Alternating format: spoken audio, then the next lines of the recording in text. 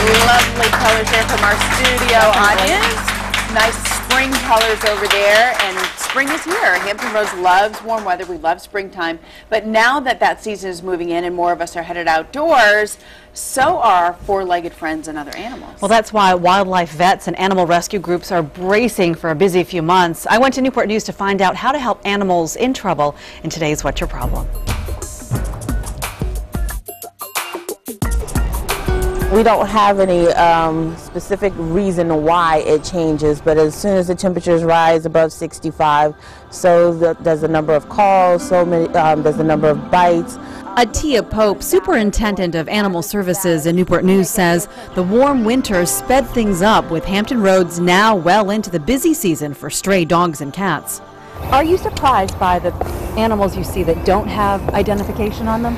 Yes, we have a lot of animals that we find that don't have their collars or don't have any type of tags or information on their tags that we can contact their owners. I highly recommend getting the microchip because it doesn't fall off. Pope doesn't recommend strangers checking for themselves whether an animal has the proper ID. Unless you know the animal, call someone first. That is probably the best thing because you don't know the circumstances in which that animal is out, and even though the animal is probably normally friendly, you don't know what a trigger might be. Being observant helps. Once they are in a secure position and they're not in an immediate threat, they should call animal control and kind of look at the animal, make sure you can get a description of the color, be cognizant of where you're at. I mean, if you can get a house address, a cross street, or something specific that we can use as a landmark, especially if you can't stay on location until we arrive. If you feel comfortable doing so, Pope suggests taking the animal to the nearest shelter or animal control. If you find yourself that you're able to do that, not that I recommend it, but some people have a little bit more experience dealing with the animals, that to take it to your local shelter or contact animal control immediately, because if somebody's looking for the dog, they're not going to be able to put signs up and everything right away, and the sooner the animal can get home, the better for that animal. You may not know the animals that need help. Maybe there's some wildlife around your house. Maybe one has gotten hurt. Rangers at the Discovery Center at Newport News Park can offer answers. We do run a rehabilitation facility for wildlife, orphaned and injured, found in the city of Newport News. It's been in existence since 1979. Since then, the number of wildlife animals rehabilitated has grown to 800 a year. We're getting a lot of calls for bunny rabbits, the nests that they nest in the yards and stuff. People might find them, the dogs might find them. Best thing to always do is just try to put the nest back as close to the way the mother had it as possible, and just let mom come and go. For bunnies, possums, and squirrels, Ranger Roxanne Rouse encourages letting nature take its course.